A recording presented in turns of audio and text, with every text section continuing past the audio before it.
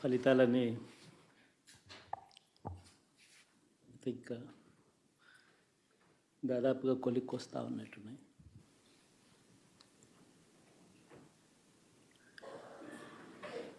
చూసిన ఫలితాలు జరిగిన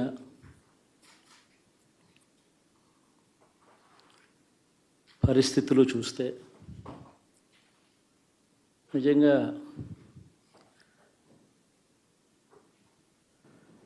ఆశ్చర్యంగా కూడా ఉన్నాయి.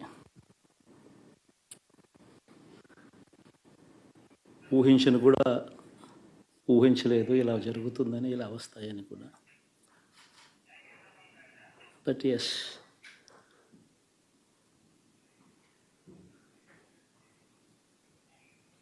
అమ్మఒడి అందుకున్న 53 లక్షల మంది తల్లులకు మంచి చేసిన, పిల్లలు బాగుండాలి, వాళ్ళ చదువులు బాగుండాలని తాపత్రయపడుతూ అడుగులు వేశాం. మరి అక్క చెల్లెమ్మల ఓట్లు ఏమయ్యాయో తెలీదు.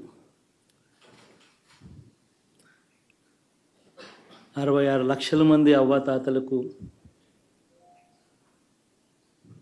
వితంతులకు, వికలాంగులకు గతంలో ఎప్పుడు జరగని విధంగా మంచి చేశాం. వారి కష్టాల్లో తోడుగా ఉంటూ, వారి కష్టాన్ని అర్థం చేసుకుంటూ, వారి ఇంటికే పంపించే వ్యవస్థను సైతం తీసుకొస్తూ, గతంలో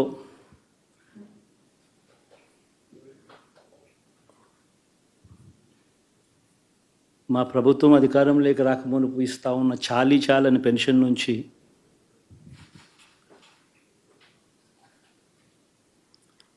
ఎంతో మంచి చేస్తూ అడుగులు వేసినా కూడా ఆ అవ్వాతాతలు చూపిన ఆప్యాయత ఏమైందో కూడా తెలియడం లేదు. దాదాపుగా 1,05,00,000 మందికి, పొదుపు సంఘాల అక్క చెల్లెమ్మలకు మంచి జరిగిస్తూ, వారి కష్టాలనే మా కష్టాలుగా భావిస్తూ, ఇచ్చిన ఏ మాట తప్పకుండా అన్ని రకాలుగా వాళ్ళకు అండగా ఉంటూ, ఆసరాతో తోడుగా ఉన్నాం. 0 వడ్డీతో సైతం అండగా ఉన్నాం. చేయూత సైతం తోడుగా ఉంటూ నిలిచాం.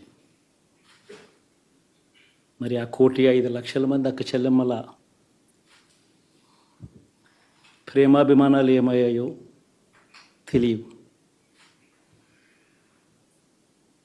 26 లక్షల మంది చేయూతను అందుకుంటున్న అక్క చెల్లెమ్మలు, వారి ఆప్యాయత ఏమైందో తెలీదు.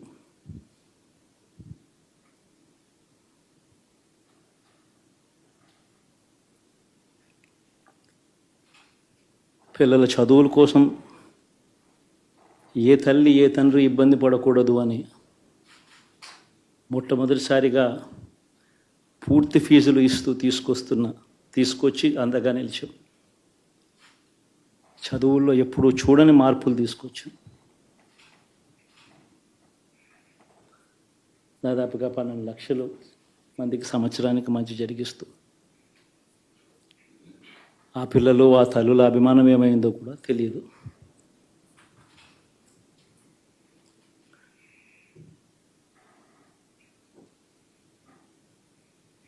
దాదాపుగా 54 లక్షల మంది రైతన్నలకు గతంలో ఎప్పుడూ చూడని విధంగా, జరగని విధంగా పెట్టుబడికి సహాయంగా అందించే కార్యక్రమం మొట్టమొదటిగా జరిగింది మన ప్రభుత్వం వచ్చాకే.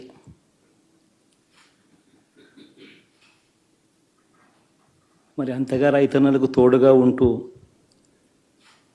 రైతన్నలకు రైతు భరోసా ఇవ్వడం కానీ, సమయానికే వారికి ఇన్పుట్ సబ్సిడీ ఎప్పుడు జరగని విధంగా సీజన్ ముగిసేలోగానే ఇచ్చే కార్యక్రమం కానీ, ఉచిత ఇన్సూరెన్స్ కానీ, పగటిపూట 9 గంటలు ఇచ్చే కార్యక్రమం కానీ, ఉచిత విద్యుత్ ఇచ్చే కార్యక్రమం కానీ, మరి 1/2 కోటి మంది రైతన్నల ప్రేమ ఏమైందో తెలియదు.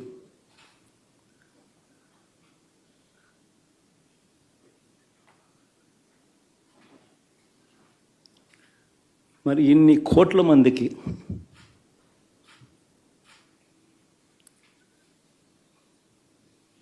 పేదవాడికి తోడుగా ఉంటూ ఆటో డ్రైవర్లు నడుపుకుంటా ఉన్నవాళ్ళు ఆటోలు తోలుకుంటూ టాక్సీలు తోలుకుంటూ ఇబ్బంది పడకూడదని వారికి అండగా ఉంటూ ఓ వాహనమిత్ర, నేతన్నలకు అండగా ఉంటూ ఓ నేతన్న నేస్తం, మత్స్యకారులకు తోడుగా ఉంటూ మత్స్యకార భరోసా, ఫుట్పాత్ మీద చిన్న చిన్న ఇడ్లీ షాపులు పెట్టుకొని నడుపుకుంటూ, చిన్న చిన్న బంకులు పెట్టుకొని నడుపుకుంటూ, చిన్న చిన్న వ్యాపారాలు చేసుకుంటా ఉన్న వీళ్లకు, నా అక్క చెల్లెమ్మలకు, నా అన్నదమ్మలకు మంచి జరగాలని ఆరాటపడుతూ వాళ్ళకు ఒక తోడు, నా రజకులకు, నా నాయి బ్రాహ్మణులకు, నా టైలర్లకు అని అండగా ఉంటూ వారికి ఒక చేదోడు. మరి ఇన్ని లక్షల మందికి ఇంత మంచి చేసి, ఇన్ని కోట్ల మందికి, లక్షలు కూడా కాదు, కోట్ల మందికి మంచి జరిగించి, ఎప్పుడు జరగని విధంగా మేనిఫెస్టో అంటే ఒక చెత్తబుట్టలో పడేసే డాక్యుమెంట్ కాదు. ఒక మేనిఫెస్టో అంటే ఒక బైబిల్ అని, ఒక ఖురాన్ అని, ఒక భగవద్గీత అని మొట్టమొదటి రోజు నుంచి కూడా భావిస్తూ ఏకంగా 99% వాగ్దానాలు అమలు చేసి అంతే చిత్తశుద్ధితో ఆ మేనిఫెస్టోను కూడా అక్క చెల్లెమ్మల ఇంట్లోకి తీసుకొని వెళ్ళి చూపించి మీరే టిక్కు పెట్టండి అనే నిబద్ధత గల ప్రభుత్వంగా పనిచేసాం. ఇప్పుడు జరగని విధంగా పిల్లల చదువులు, పేదరికం పోవాలి అని అంటే పిల్లల చదువులకు క్వాలిటీ ఎడ్యుకేషన్ అవసరం అని మొట్టమొదటిసారిగా ఇంగ్లీష్ మీడియంను వ్యతిరేకిస్తున్న వాళ్ళందరూ పెత్తందారులతో యుద్ధం చేసి సైతం పిల్లలకి ఇంగ్లీష్ మీడియం తీసుకొని రావడమే కాకుండా టోఫుల్, ఐబీ లాంటి కళలు కూడా కలం. ఆ పేద పిల్లలకు అండగా నిలబడాలని, తోడుగా ఉండాలని, వారి చరిత్రలు మార్చాలని, ఎప్పుడు చూడని విధంగా గ్రామ స్థాయిలోనే సచివాలయ వ్యవస్థ, వాలంటీర్ల వ్యవస్థ తీసుకొచ్చి ప్రతి ఇంటికి సేవలు అందించే కార్యక్రమం చేశాం. వివక్ష లేకుండా,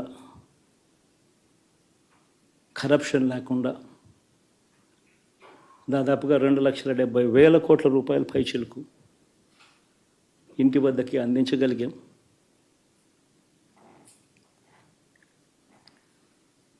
ఇప్పుడు చూడని మార్పులు తీసుకురావడమే కాకుండా ఒక చదువుల రంగం అయితేనేమి, ఒక విద్యారంగం, ఒక వ్యవసాయ రంగం అయితేనేమి, ఒక వైద్య రంగం అయితేనేమి, ఏ పేదవాడు ఎప్పుడూ ఇబ్బంది పడకూడదు అని ఎప్పుడు ఊహించని విధంగా మార్పులు తీసుకొస్తూ పేదవాడికి అండగా నిలబడగలిగాం. విమెన్ ఎంపవర్మెంట్ అంటే ఇది, మహిళా సాధికారత ఇది అంటే ఇది అని ప్రపంచానికి చాటి చెప్పగలిగాం. సోషల్ జస్టిస్ అంటే, సామాజిక న్యాయం అంటే ఇది అని ప్రపంచానికి చూపించగలిగాం. మరి ఇన్ని గొప్ప మార్పులు చేసిన తర్వాత, ఇన్ని కోట్ల మందికి మంచి జరిగిన తర్వాత మరి అభిమానం ఏమైందో, ఆప్యాయత ఏమైందో తెలీదు.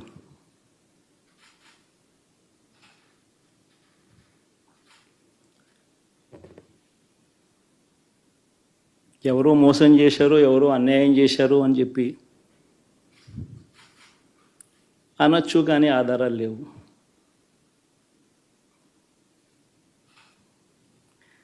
ఏం జరిగిందో దేవుడికి తెలుసు.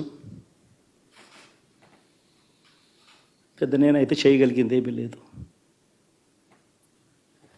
ప్రజల తీర్పు తీసుకుంటాం, కానీ మంచి చేయడానికి మాత్రం ప్రజలకు తోడుగా ఖచ్చితంగా ఉంటాం. వాయిస్ ఆఫ్ ది వాయిస్లెస్ కింద ఈ పార్టీ తాను చేయాల్సిన పని తప్పకుండా చేస్తుంది. పేదవాడికి అండగా ఉండే కార్యక్రమంలో ఎప్పుడూ కూడా పేదవాడికి తోడుగా ఉంటూ గలం విప్పుతుంది, పేదవాడికి అండగా నిలుస్తుంది. పెద్ద పెద్ద వాళ్ళ కూటమి ఇది, ఢిల్లీలో సైతం శాసించే పరిస్థితుల్లో ఉన్న కూటమి ఇది. ఆ కూటమిలో ఉన్న బీజేపీకి, ఆ కూటమిలో ఉన్న చంద్రబాబు గారికి, ఆ కూటమిలో ఉన్న పవన్ కళ్యాణ్ గారికి, అందరికీ కూడా వాళ్ళ గొప్ప విజయానికి అభినందనలు.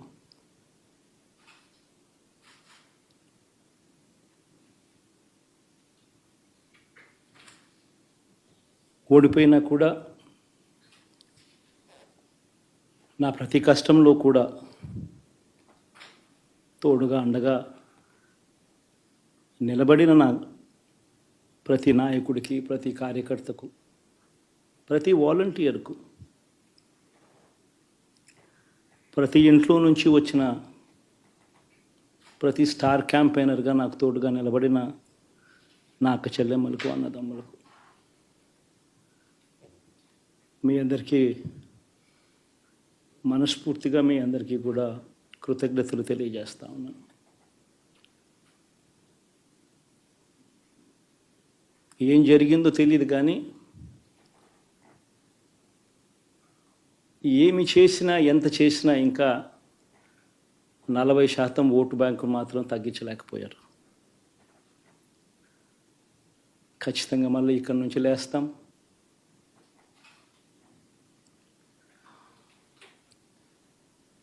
మళ్ళీ ఇక్కడి నుంచి గుండె ధైర్యంతో నిలబడి మళ్ళీ లేస్తాం. ప్రతిపక్షంలో ఉండడం కొత్త కాదు, పోరాటాలు చేయడం అంతకన్నా కొత్త కాదు. నా రాజకీయ జీవితం అంతా కూడా ప్రతిపక్షంలోనే గడిపా, ఈ 5 సంవత్సరాలు తప్ప. పోరాటాలే చేశా. రాజకీయ జీవితంలో ఎవడు చూడని కష్టాలు కూడా అనుభవించా.